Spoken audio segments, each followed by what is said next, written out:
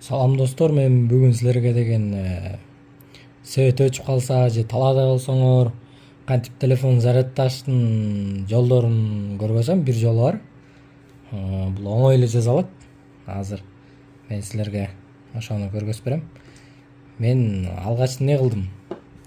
Ол жана авто зарядканы билесиңерби? USB портко сайылган.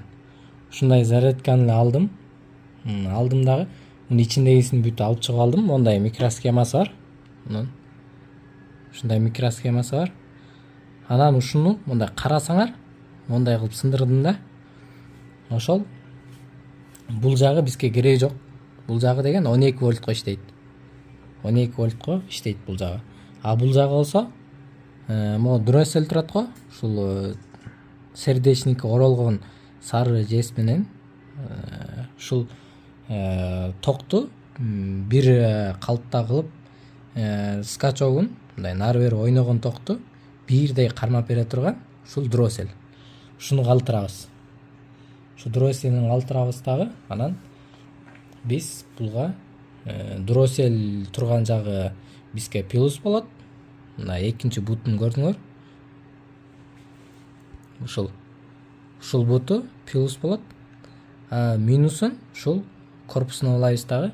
Азыр туташтырабыз. Мен силерге баарын көргөзүп берем. Ушул моторчик менен алабыз. Моторчик постоянный жанагы плюс минус менен иштей турган ушундай кичинекей моторчиктер бар го. Ушуларда генератор катары дагы колдонсок болот. Ошол генератор кылып колдонгон ыкмасы менен бүгүн биз ток алабыз. Если силер талаада болсоңор суу менен айлантсаңар болот. Эгер үйдө болсоңор кол менен деле айлантсаңар болот. Ручка жазып алып. Ошо азыр мен андай кылбай силерге моторчик менен айлантып көргөзүп берем. Видеого да оңоюраак болуп тартылышы үчүн. Ошо ушулар эле кетет. Азыр анда эмесе буюрса жасап баштайлы. Эми муну кандай кылабыз? Ушундай. Азыр мага зым керек болот. Силер көрүп турсаңар азыр кызыктуу. Мына ушундай.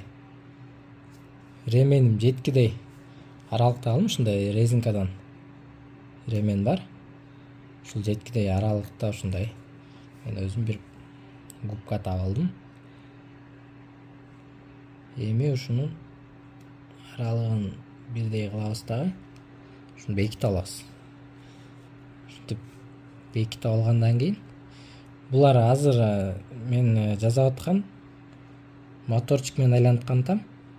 Силер кол менен айланткандай кылып жасасаңар болот. Негизи ошондой свет өчүп калганда каяктагы ток менен иштетмей элеңер. Ошон үчүн ушундай кылып жасайбыз. Кол менен айлантканга могу шкип турат го. Ушул шкип чоңураак болушу керек. Менде ал чоңураак шкип жок болгон үчүн азыр ушундай кылып эле моторчик менен көргөзүп атам. Кол менен айлантканда шкип чоңураак болсо, бул бир жолу айланганда бул моторчигибиз болсо бир 10 жолу же 5 жолу же 30 жолу ушундай айланат. Ошондо өзүңөр каалагандай оборотто айлантсаңар болот. Азыр бул жака өтө деле мындай чоң обороттун деле кереги жок. Анткени бул меники азыр колдонуп аткан моторчиктерим деген где-то канча вольт эле? 13 вольтко чейин иштете бергенге боло турган моторчиктер. Мындай моторчиктерди силер радиотехника магазиндеринен тапсаңар болот. Болбосо ар кандай баягы биштен чыгып калган аппараттардан алсаңар болот. Эми мен азыр ушундай кылып кошом дагы. Айлангыдай кылам. Азыр буга мен ток берем. Мына ток бергенде мунун дагы плюс минусун аныктап алышыңар зарыл. Плюс минусун аныктап бүткөндөн кийин биз азыр мен өзүм белгилеп койгом. Кайсы жагы плюс, кайсы жагы минус. Мына плюсун болсо ушундай моторчикте көргөзүлүү меники. Мына ушундай болуп плюс болуп турат. Ошол тарабына азыр булайм дагы.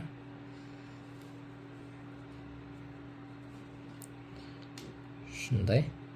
Мына биздин токту кошоор менен мына моторчигим айланып баштады.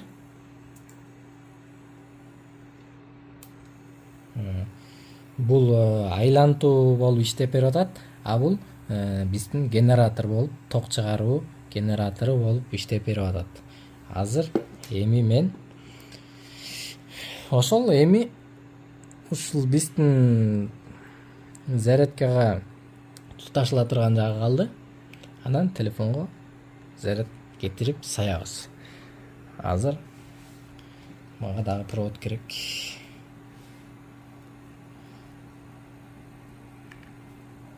Ошол азыр меники мына минусту ушул корпустан алам. Корпустан алам дагы. Силер дагы дал эле ушундай автозарядка алып жасасаңар болот. Бул канча сомго алдым эле? Бир 200 сомбу ушундай болсо керек эле. Эгер силер алыс жакка чыгып аткан болсоңор, бир суупунун түбүндө болсоңор, ушундай жасап алсаңар аябай сонун болот. Мен дагы мына ушундай проводту дагы таптым. Эми муну жанагы мен айтып аткан плюсун ушул дросселдин экинчи бутунан алам. Мына экинчи бутуна ушундай алып туташтырдым. Мына жакшылап карап алсаңар болот. Мына экинчи буту ушул жерде болчу. Мына буяка жылып алдым дагы. Ушундай. А мунун кайсы жерине чейин сындырыш керек болсо, мына могул конденсатор турган жактан ошо бул жагы 12 вольтко гана иштейт. Ошон үчүн 12 вольт буяка питание берилсе гана анан зарядка кетет да бул жактан. Ошон үчүн бул жактан бизге могул дросель гана керек. Анткени биздин токту бир калыпта кармап, чоңойтуп кичирейтүүбү, мындай скачок болбогудай ушул дросель болот. Ушул гана керек да бизге. А если силерге мындай жакшыраак эле керек болсо, анда деген жана powerbank силерде мурда powerbank жакшы зарядтай албай, ушундай болуп калган powerbanktын эмесин колдонсоңор болот да, микросхемасын. Ал powerbanktардыкы көбүнчө ушундай же болбосо бир пиндүү ушундайлар болот. Анын мына ушундан деле карап алып туруп, мына плюсун бул жерден, минусун бул жерден кылып кошуп, мындай кылып кошсоңор жарайт. Бул дагы азыр мындай эмес. Полюстарын туура табыш керек. Мына ушундай powerbanktан деле жасасаңар болот. Аны мен бул powerbank мага өзүнүкү бар, батареясы жакшы эле иштейт. Ошон үчүн силерге баягы эме дагы кылып көргөзүп коеюн дедим. Мисал кылыпчы. Кийин силерге керек. Силерде эгер powerbank эле болгон болсо, мындай зарядка сатып алып, аны талкалап улары болбош үчүн powerbank болсо powerbank. Мен азыр мунун плюсун карайм дагы. Мына плюсуна улайм. Минусуна дагы улайм.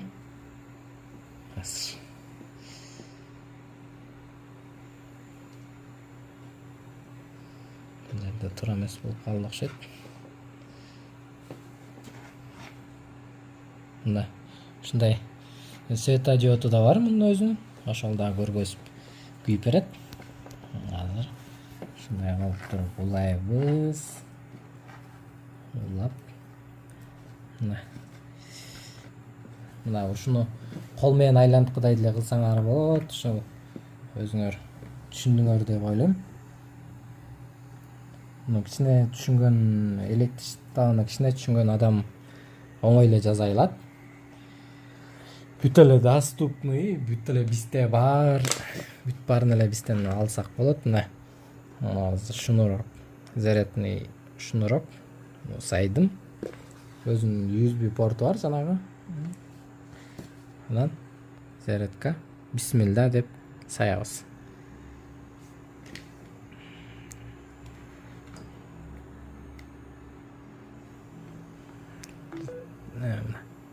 Бул жагы жакшы тийбей калыптыр. Мына уже зарядка кетип жатат. Проводдорду целый көргөзүп тартып коеюн. Мына башка эчтеке уланган жок. Мына ушундай. Башка источник жок. Мына ушундай. Ошо биздин зарядка мына. Зарядка кетти. Мына чагылган чыгып турат. Ошо достор ушундай. Достор, ушул видео кызыктуу болсо, кийинки видеолорду да көргүлө. Мындан да кызыктуу, мындан дагы аябай сонун силерге керектүү, жашооңорго керек боло турган видеолорубуз бар. Ошол видеолорду да каналыбызга кирип көрүп койсоңор болот. Чоң рахмат. Эмкиде көрүшкөнгө чейин сак саламатта болгула.